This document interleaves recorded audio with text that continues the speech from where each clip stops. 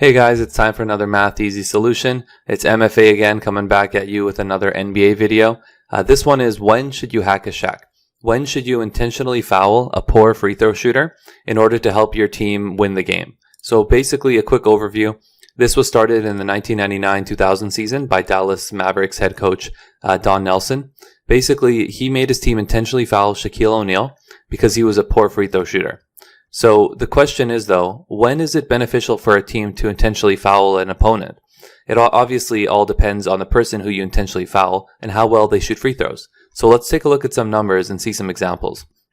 In the 2021-2022 season, the total number of possessions per team on average was 99.95, and the average points was 114.5.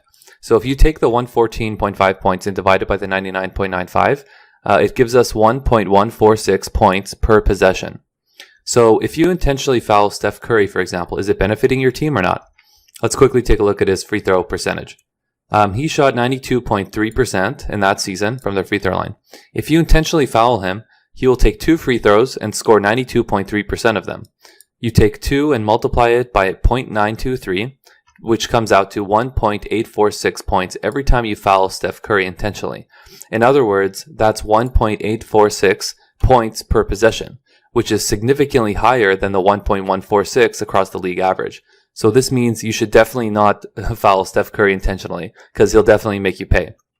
So the question is, how poorly does somebody have to shoot from the free throw line in order for it to benefit your team?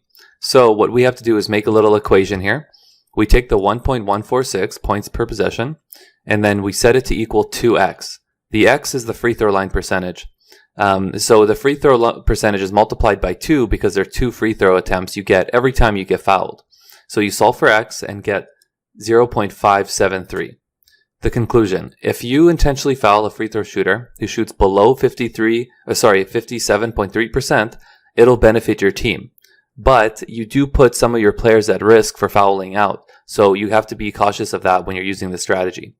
Also, you don't want to use this strategy on purpose to get into the bonus because it'll put you at a disadvantage. Basically, if you're in the bonus early, they can just take that opponent, put him on the bench, and now you have to play the rest of the quarter with playing in the bonus. So you're going to put yourself in a disadvantage that way. Also, one thing to note is that there are rules now that you can't intentionally foul a player below 2 minutes left in each quarter. That's something to take note because it does make the game boring. So they kind of wanted to limit it. So I just wanted to give you guys that little idea on the shooting percentage that an opponent has to be for it to benefit your team. So thanks for watching, and I'll see you guys in the next one.